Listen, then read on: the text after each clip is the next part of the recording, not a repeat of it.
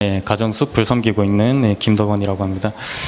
제가 2017년 한 8월쯤에 여기서 이제 설교를 하고, 저는 그때 이제 고별 설교라고 생각을 했었습니다. 앞으로 강단에 서서 설교할 일이 절대 없을 거라고 확신을 했었는데, 여기 다시 또 이 자리에 서게 됐네요.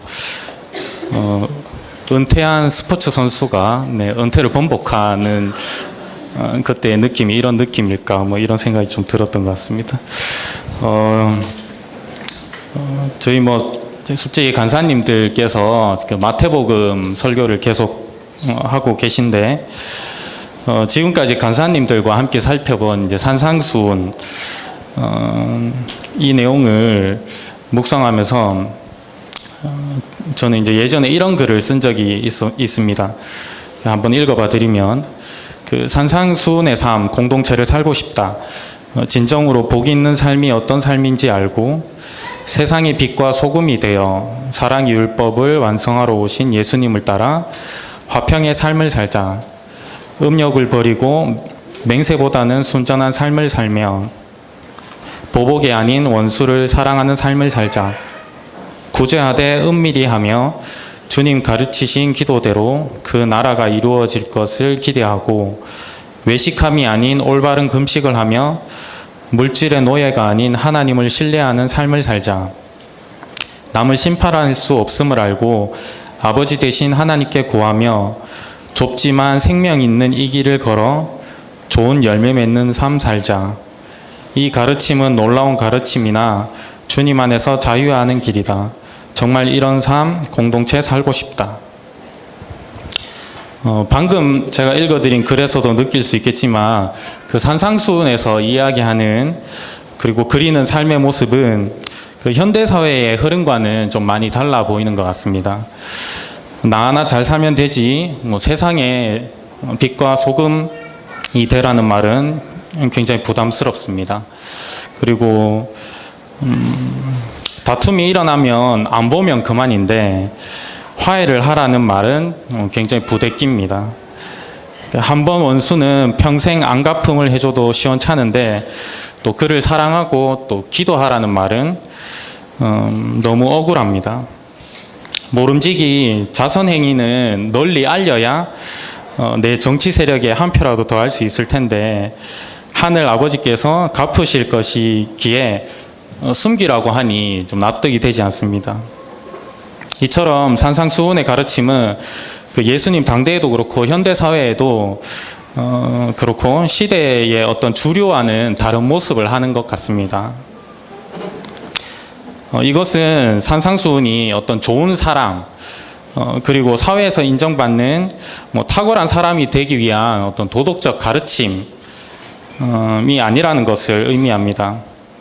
이 산상수훈은 오히려 하나님을 믿고 따르는 자들을 위한, 하나님의 백성된 자들을 향한 선포입니다.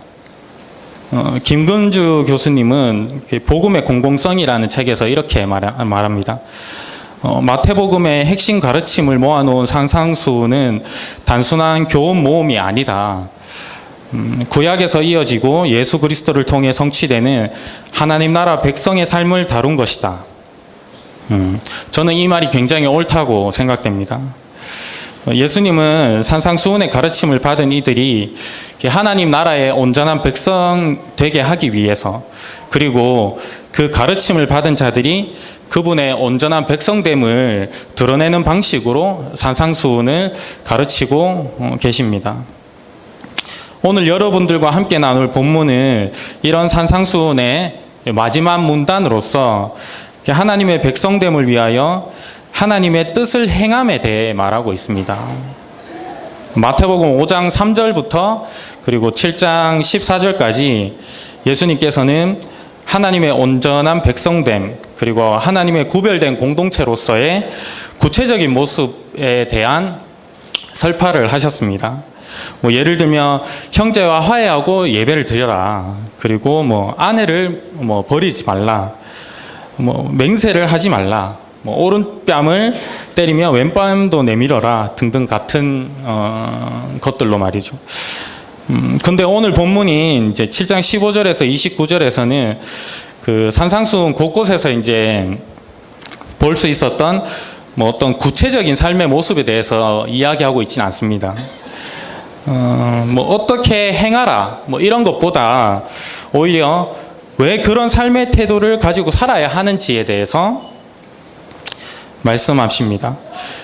지금까지 전한 하나님의 백성된 공동체의 모습을 행함으로 살아내야 할 당위성을 산상수훈의 마지막에 말씀하고 계신 거죠. 저는 오늘 본문이 말하는 하나님의 뜻을 행하는 것을 말하기 위해서는 이 단어를 언급할 때 같이 많이 회자되는 하나님의 은혜와의 관계를 먼저 다룰 필요가 있다고 좀 여겨졌습니다. 그래서 본문에 들어가기 전에 행함과 은혜의 그 양립에 대해서 먼저 좀 이야기하고 싶습니다. 은혜와 행함 이 두 단어는 간혹 한국 교회에서 매우 불안하고 위험한 공존을 하는 것처럼 보입니다.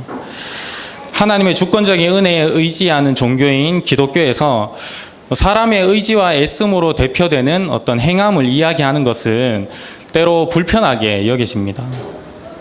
이는 분명히 오늘날 교회에서 복잡한 사안 중에 하나입니다. 오죽하면 뭐 최후 심판에서 행위 역할 논쟁 뭐 이런 책 제목의 책이 나오겠습니까? 우리 함께 이제 복음의 이야기를 한번 상기해 보면 좋겠습니다. 범죄한 우리는 하나님과 연합될 방법이 없었습니다. 하나님의 뜻에 따라 그런데 하나님의 뜻에 따라 예수 그리스도의 십자가 은혜를 통해 이제 길이 생기게 되었습니다. 구원의 길이 허락된 것이죠. 이 여정에서 우리의 공로로 된 것은 아무것도 없습니다. 여기까지는 보통 이견이 없습니다. 차이는 그 다음에 많이 발생을 하죠. 하나님의 은혜로 구원받았다는 것은 바로 하나님의 백성이 되었다는 것을 뜻합니다. 이는 단순하게 지옥에서 나와 천국으로 가는 어떤 통행권을 얻었다는 것이나 예수 그리스도의 보혈로 구원이 확정되었으니 마음대로 해도 된다는 것과는 다릅니다. 이것은 하나님의 통치, 즉 왕 대신 하나님과 그분의 백성된 믿는 자의 그 언약 관계로 초대받았음을 의미합니다. 하나님의 백성은 왕 대신 하나님의 그 통치 아래서 살아갑니다.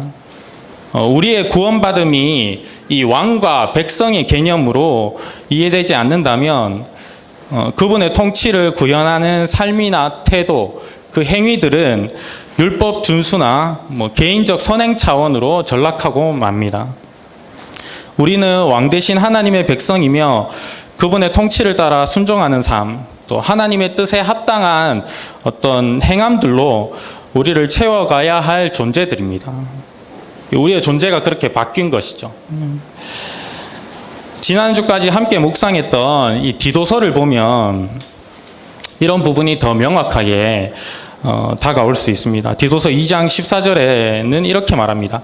그리스도께서는 우리를 위하여 자기 몸을 내주셨습니다. 그것은 우리를 모든 불법에서 건져내시고 깨끗하게 하셔서 선한 일에 열심을 내는 백성으로 삼으시려는 것입니다. 하나님께서 우리를 위해 그리스도를 내어주시는 은혜를 베푸셨습니다. 그렇게 하심은 선한 일에 열심을 내는 백성이 되게 하고자 하심입니다. 이 내용들을 좀 정리하자면 이렇습니다. 예수 그리스도를 통해 하나님의 은혜가 우리에게 임했습니다. 죽을 수밖에 없던 우리를 하나님이 백성 삼아 주신 것이죠. 이제 우리는 왕 대신 하나님의 백성으로서 그 통치를 구현해내는 삶을 살아야 하고 또한 그런 삶을 성령께서 또 살게 하십니다. 우리의 선한 일, 행함은 율법이나 개인적인 의의가 아닌 하나님과의 그 언약 관계에 기반합니다. 이런 인식의 틀을 가지고 오늘 본문의 키워드인 이 행함을 바라보기를 원합니다. 하나님의 뜻을 행하는 것은 하기 싫은 일을 억지로 해야 하는 어떤 불편한 의무와 당위성에 근거한 것이 아니라 왕 대신 하나님의 백성으로서 그분의 통치를 실현하는 삶으로 이해될 때라야 비로소 오늘 말씀이 올바로 보여질 것입니다. 네, 소도가 좀 길었는데요. 네, 저는 일단 오늘 본문에 등장하는 그 세 가지 에피소드를 가지고 여러분들과 함께 그 하나님 나라 백성다운 행함이 주는 유익에 대해서 본문을 좀 살펴보고자 합니다. 첫째, 하나님 나라의 백성다운 행함은 속이는 자를 분별하게 합니다. 15절에서 20절까지의 내용인데요. 15절은 한 가지 경고로 이제 시작합니다. 거짓 예언자들을 살펴라. 공동 번역에는 거짓 예언자를 조심하여라 라고도 이제 표현되어 있습니다. 그 왜 살피고 왜 조심하라 라고 이야기하냐면 그들은 그 양의 탈을 쓰고 있지만 속은 굶주린 이리들이기 때문입니다. 예수님께서는 그 하나님 나라 공동체 안에 거짓 예언자들에 대해 경고합니다. 그들의 특징은 파괴적이기 때문에 하나님의 공동체가 그들에 의해 이제 와해되는 것을 예수님께서는 원치 않으셨습니다. 그렇기에 거짓 예언자들을 조심해야 하는 것이었죠. 거짓 예언자들은 양의 탈을 쓴 이리처럼 겉모습만 봐서는 구별이 잘 되지 않습니다.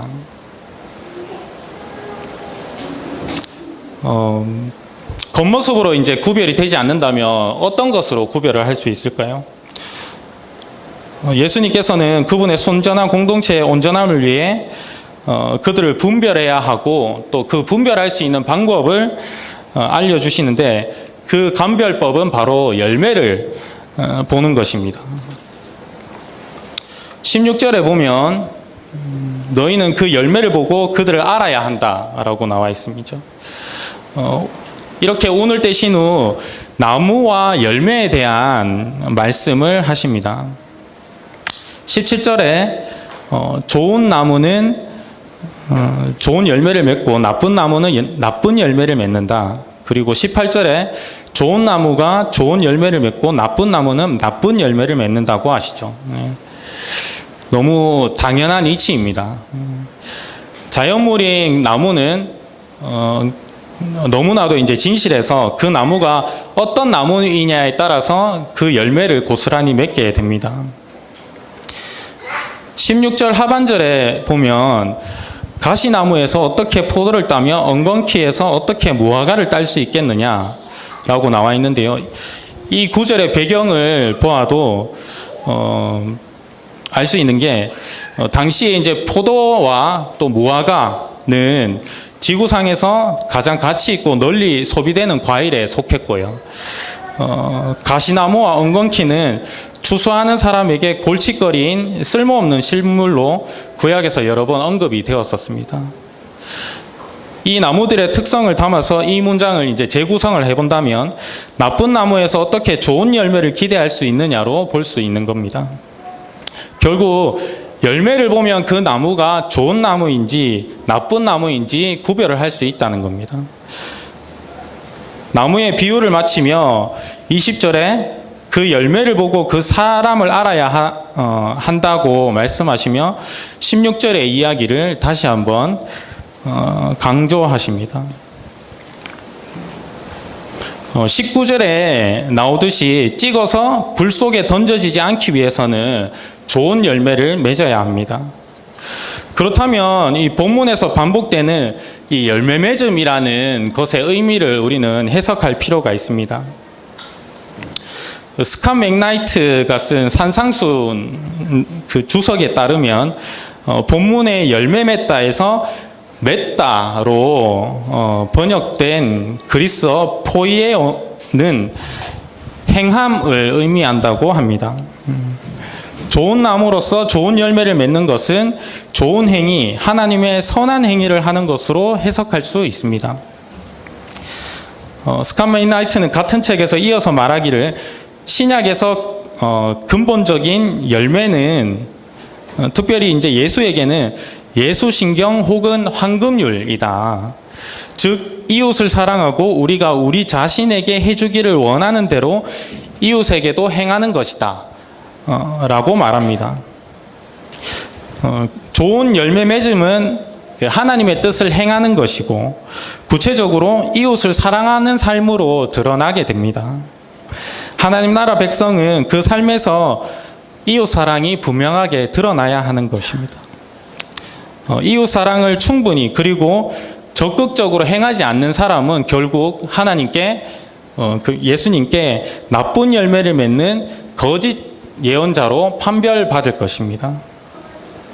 오늘날 교회 공동체에도 공동체를 파괴하는 거짓 예언자, 선지자, 지도자들이 얼마나 많은지 모릅니다. 요즘 한국 기독교의 이슈 인물로 부각된 그 한국 기독교 총연합회 회장이신 전 땡땡 목사님이 대표적으로 떠올랐던 것 같습니다. 이번 이슈에 대해서 한국 기독교 교회 협의회가 발표한 입장문에 따르면 이렇게 평하고 있는데요. 전 목사는 한국 교회 연합운동에 대한 역사적 인식과 거짓된 통계를 기반으로 대중을 호도하며 한기총 대표 회장이 마치 한국 교회 전체의 대표인 양 자아도취에 빠진 채 주권 재민의 민주주의의 근간을 허무는 정치 도발을 일삼았다. 이 같은 행태는 권력 정치의 집단적 광기에 몰입된 거짓 선지자의 선전선동으로 하나님 나라의 복음적 공동 증언과는 본질적으로 다른 반기독교적 행위다라고 말합니다. 내 이웃인 성도들을 잘못된 길로 인도하는 지도자는 이웃 사랑에 참담하게 실패한 대표적인 모습일 수 있습니다. 그의 언행은 그가 거짓 예언자임을 확연히 드러내는 증거였습니다. 거짓 지도자 그리고 거짓 예언자들을 감별하는 방법은 그가 적극적으로 이웃 사랑을 살고 있는가 하는 것입니다. 이런 변별을 잘 못하게 가로막는 현대 기독교의 큰 문제 중 하나가 바로 굉장히 강한 목회자 숭배의식이라고 생각이 됩니다.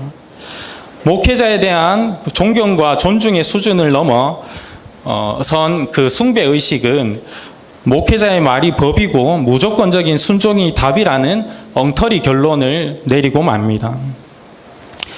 우리는 그런 오류에 빠져서는 안 되겠습니다. 여러모로 우리는 좋은 열매 그리고 좋은 삶을 살고 계신 지도자와 함께 하나님 나라 백성됨을 경험하고 있습니다. 제가 경험한 우리 교회의 목사님과 사모님 그리고 관사님들은 이웃 사랑을 강조하시는 만큼 그분들의 삶에서 이웃 사랑을 실천하고 계신 분들이었습니다. 멘토링이나 미혼모를 섬기는 일, 또 부부 사이에 불화가 있는 가정, 혹은 질병에 고통받고 있는 사람, 취업이 어려워 힘들어하는 사람을 찾아가 위로하시고 힘을 불어넣어 주시는 모습을 저는 비교적 가까운 거리에서 많이 지켜보았습니다. 그리고 저 스스로도 이제 많이 경험을 했었고요. 우리 중에 이런 은혜를 입지 않은 자가 많지 않을 걸로 생각이 됩니다.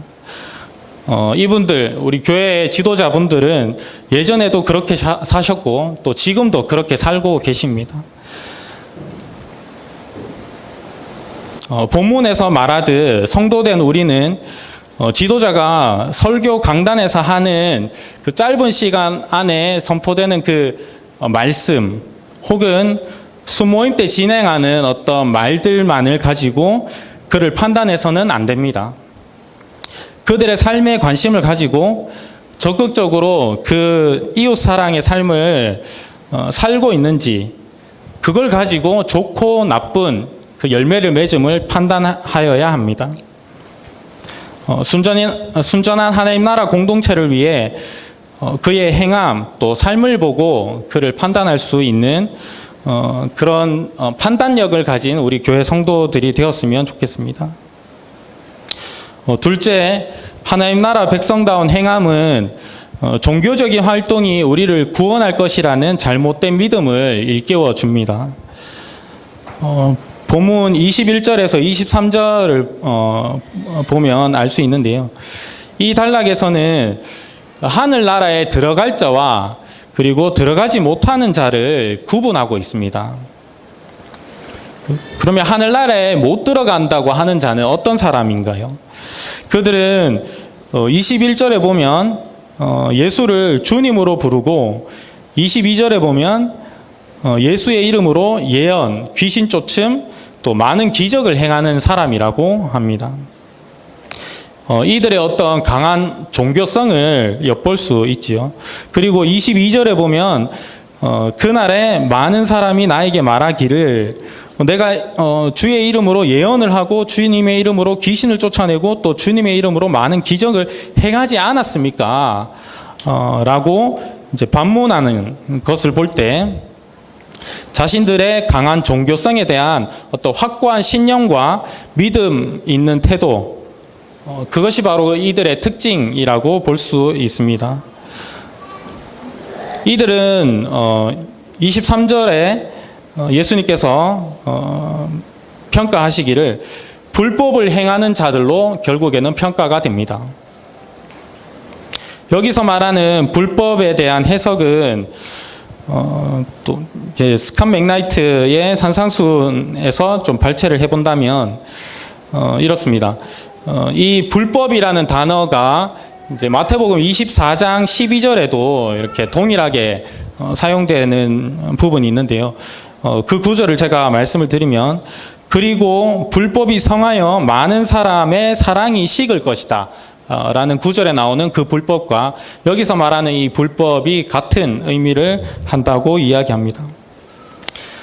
이 불법을 이제 식어가는 사랑과 연결한다는 것은 이 거짓 선지자들이 도움이 필요한 사람들에게 긍휼을 베푸지 않거나 그들을 돌보지 않았음을 시사한다. 예수가 하나님의 뜻을 하나님 사랑과 이웃 사랑으로 요약했기 때문에 이 본문에 속는 자들이 기본적인 내용에서 즉 예수신경과 황금률 측면에서 참담하게 실패했다고 이해해도 무리가 아닐 것이다 라고 이야기합니다.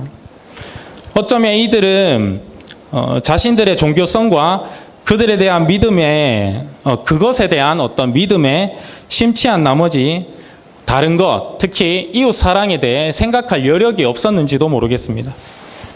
결국 이들은 23절에 나오듯이 예수님께 나는 너희를 도무지 알지 못한다. 너희는 내게서 물러가라 라고 평가받으며 예수님과 아무런 관계없는 존재로 확증을 받게 됩니다. 자, 그럼 그와 반대로 하나님 하늘나라에 들어가는 자는 누구인가요? 21절에 나오듯이 하늘에 계신 내 아버지의 뜻을 행하는 사람이라야 들어간다고 합니다.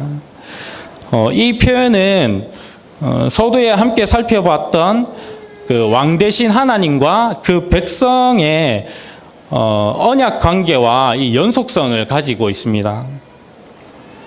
예수님은 그냥 하나님의 뜻을 행하는 사람이라야 그 하늘나라에 들어간다라고 표현하지 않으시고 하늘에 계신 내 아버지의 뜻을 행하는 사람이라야 하늘나라에 들어간다라고 말씀하십니다.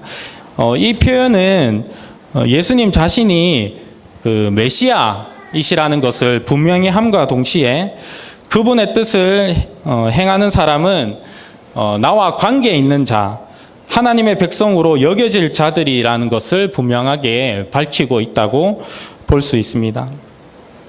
아무런 관계없는 존재라고 이제 평가되어서 하늘나라에 못 들어가게 될 자들과는 상반된 표현이지요. 하나님의 백성으로서 하나님의 뜻을 행하는 자, 곧 하나님과 이웃 사랑을 행하는 사람이 그 하늘나라에 들어간다고 말씀하십니다. 예수님 당대에도 그랬지만 그 현대 기독교에도 종교적 행위가 우리를 구원하리라는 믿음을 가진 사람이 그 여전히 많이 존재하는 것을 볼 수 있습니다. 종교적인 행위는 하나님과 관계를 맺기 위한 하나의 어떤 수단이지 그것 자체가 목적이 될 수는 없습니다. 이번 달 필독서 다들 읽으셨을 텐데 한국 기독교의 성장 내러티브에서 볼 수 있듯 이제 종교 문화나 그리고 종교적인 행위는 시대에 따라 그리고 뭐 사회 문화에 따라 변형되고 달라질 수 있습니다. 제 얘기를 좀 하자면 이제 10여 년 전 제가 대학생이었던 시절이 있는데 그때 그 선교단체 생활을 했었습니다. 대학교에서. 그 매일 아침 8시에 아침 기도회가 있었죠. 그걸 이제 많은 횟수 참가한 주간에는 하나님의 뜻대로 잘 살았다. 참 기특하다. 나 자신에 대한 그런 평가를 스스로 좀 많이 내렸던 것 같습니다. 근데 이제 참석을 이제 적게 한 주간에는 하나님 뜻대로 내가 잘 못 살았구나. 나는 어쩌나 이런 생각을 또 했었던 것 같습니다. 그것 자체가 나의 삶에 대한 어떤 평가 기준이었던 것 같아요. 그런데 대학을 졸업하니 그 기도회가 제 삶에 아예 없어져 버렸습니다. 그럼 저는 기도회를 한 번도 참석하지 못하니 이전의 평가 기준에 의하면 아주 그 망한 삶을 살고 있는 셈이 돼버립니다. 네. 정말 그런 것일까요? 저 스스로를 그렇게 평가하는 것이 과연 올바른 평가일까요? 그렇지 않다고 생각이 듭니다. 저는 하나님을 왕으로 모신 이제 하나님의 백성입니다. 하나님의 백성으로서 그분의 뜻인 사람을 사랑하는 삶을 살려고 부족하지만 굉장히 부단히 애를 쓰고 있습니다. 그런 의미에서 저는 나름 잘 살고 있다고 평가하고 싶습니다. 여러분들은 어떠신가요? 종교적인 행위 그 자체가 우리를 구원해 주지 않습니다. 중요한 것은 하나님의 백성됨, 또 그분과의 관계 맺음이며 그 관계 맺음의 증거가 그분의 뜻을 행하는, 특별히 이제 이웃을 사랑하는 삶으로 드러나는 것이라는 걸 우리는 기억해야 합니다. 혹시 내 삶에서 하나님의 백성으로서 이웃을 사랑하는 삶이 무엇인지 도무지 잘 모르겠다라고 생각 드시는 분이 계시다면 제가 설교할 때 그 책 광고는 웬만하면 좀 안 하려고 했는데 정말 도무지 그런 삶이 뭔지 나 감을 못 잡겠다 이런 분들이 혹시나 계실지 몰라서 내가 책 한 권을 추천해 드리도록 하겠습니다. 얼마 전 4월 달에 IBP에서 나온 사랑연습이라는 책이 있습니다. 이 책은 그 이웃 사랑을 위한 훈련, 연습, 그것에 대해서 매우 구체적으로 다루고 있습니다.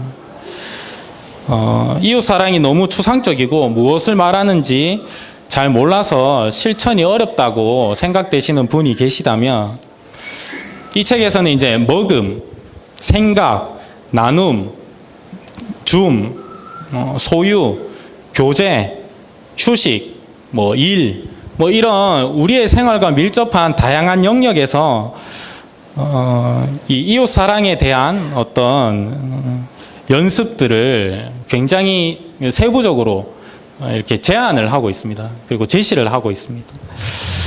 여러분들이 혹시나 이웃 사랑을 잘 감을 못 잡겠다 하시는 분들이 계시다면 이런 책의 도움을 받아서라도 하나님 나라의 백성됨을 이렇게 온전히 드러내고자 좀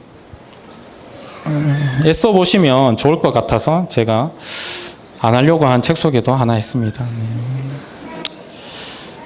셋째, 하나님 나라 백성다운 행함은 결국에는 그들을 하나님의 백성으로 인정받게 합니다. 마지막 문단인 24절에서 27절에 보면 이게 이제 산상수훈에서 마지막 예수님의 가르침인데요. 비유로 등장하는 것이 이제 모래 위에 집을 지은 사람과 반석 위에 집을 지은 사람, 이 두 가지의 대조가 나옵니다. 반석 위에 집을 지은 사람은 막 비가 내리고 막 홍수가 나고 그 바람이 부는 그런 악천후 속에서도 그 집이 무너지지 않는다고 이야기합니다. 그래서 이제 지혜로운 사람이라고 칭함을 받게 되지요. 반면에 모래 위에 집을 지은 사람은 비가 내리고 또 그 바람이 불고 또 홍수가 나는 그런 악천후 속에서 그만 집이 무너져 버립니다. 그렇게 집을 지은 사람은 어리석은 사람이라고 또 평가를 받습니다.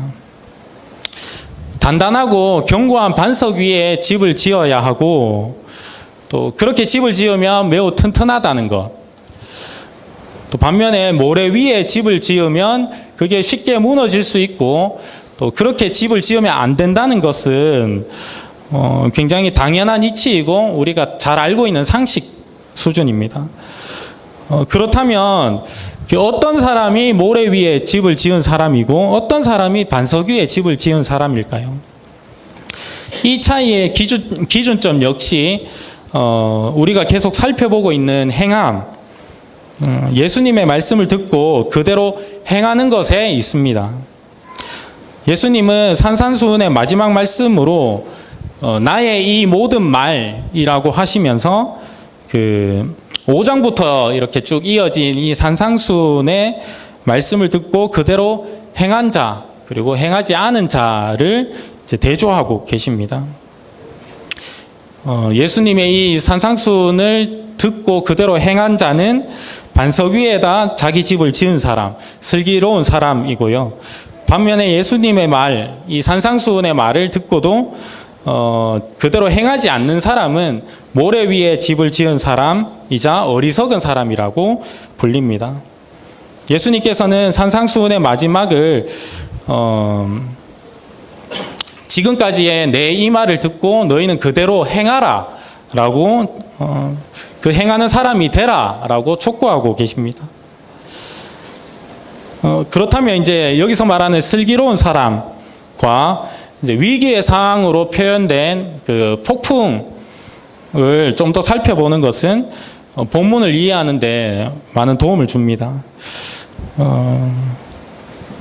본문에 24절에 나오는 이 슬기로운이라는 단어는 개역개정에서는 지혜로운이라고 또 표현이 되어 있기도 한데요.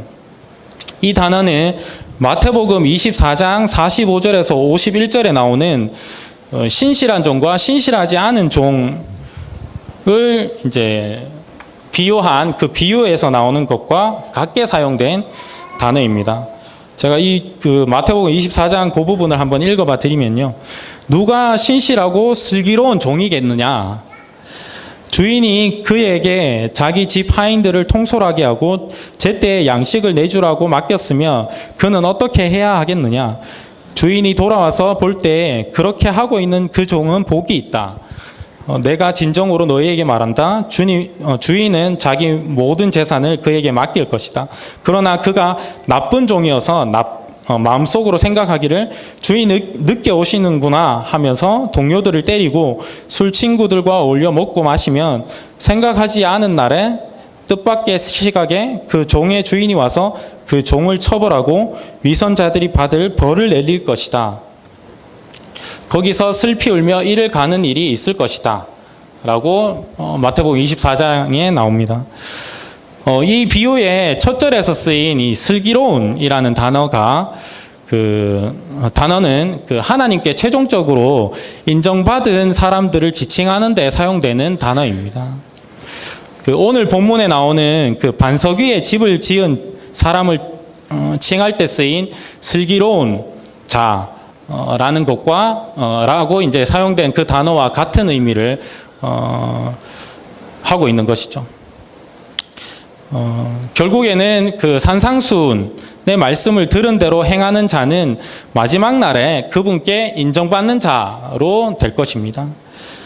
본문에서 한 가지 더 살펴볼 이제 비가 내리고 홍수가 나고 바람이 부는 것을 종합한 이 폭풍이라는 그 단어의 의미는 종종 그 삶의 괴로움을 상징하는 이미지로 사용이 되어 왔습니다.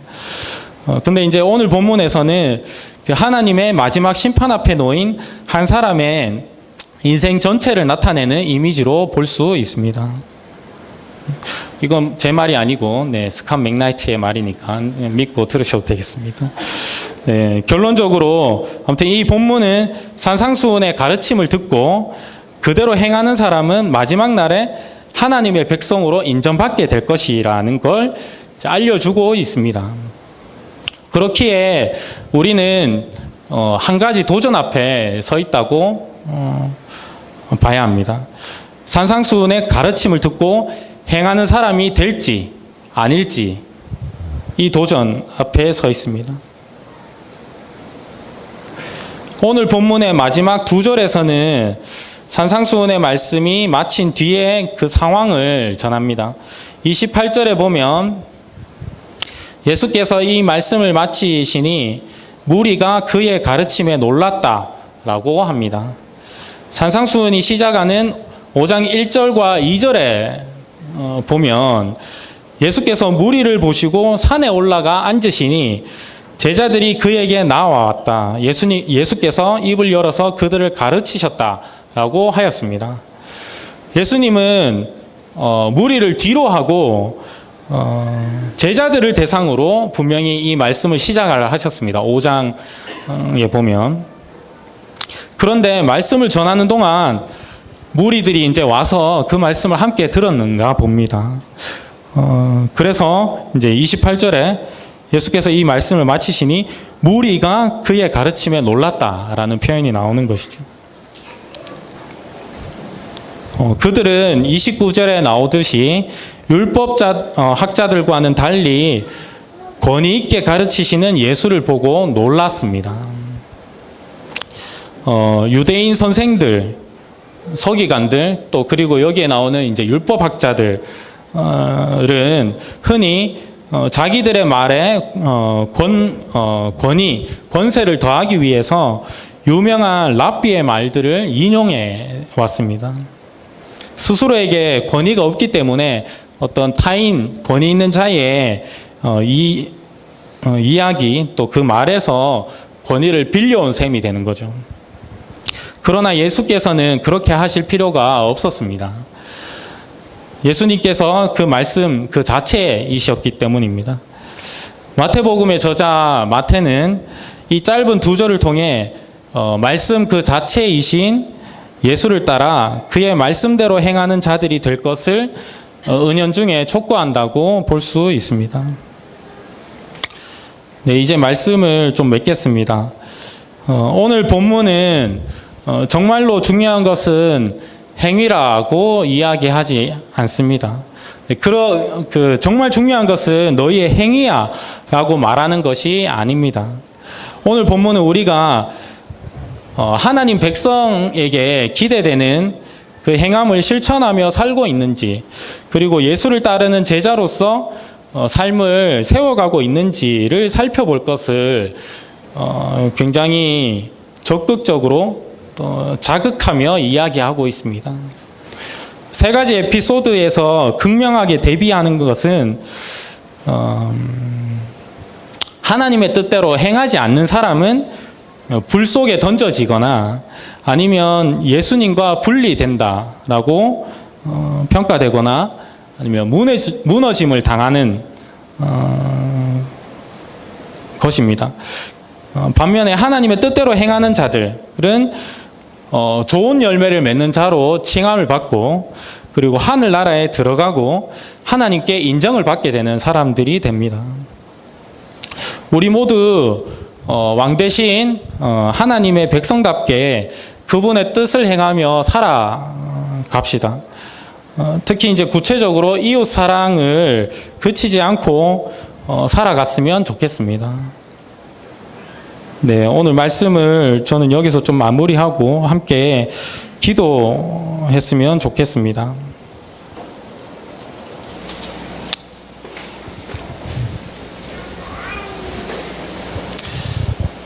혹시나 우리가 우리의 삶의 어떤 행함에 대해 이제 다른 생각들 혹은 이제 어떤 오해들이 있었다면 그 행함 자체를 위해 우리가 좀 기도했으면 좋겠습니다. 예수 그리스도를 통해 하나님의 은혜가 우리에게 임했습니다. 죽을 수밖에 없던 우리를 하나님이 백성 삼아 주셨습니다. 이제 우리는 왕이신 하나님의 백성으로서 그 통치를 구현해낸 삶을 살아낼 자들입니다. 그 통치를 구현해낸 삶의 구체적인 모습들을 행함으로 이제 드러낼 자들이 되어야 합니다. 하나님께서 오늘 말씀을 통해 우리의 행함이 주는 유익, 하나님 나라 백성다운 행함이 주는 유익을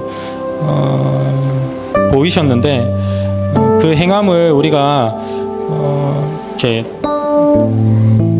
무시하거나 아니면 그것 자체만으로 이렇게 우리 자신을 억제거나 그렇지 않기를 하나님께 기도하였으면 좋겠습니다. 함께 기도하겠습니다.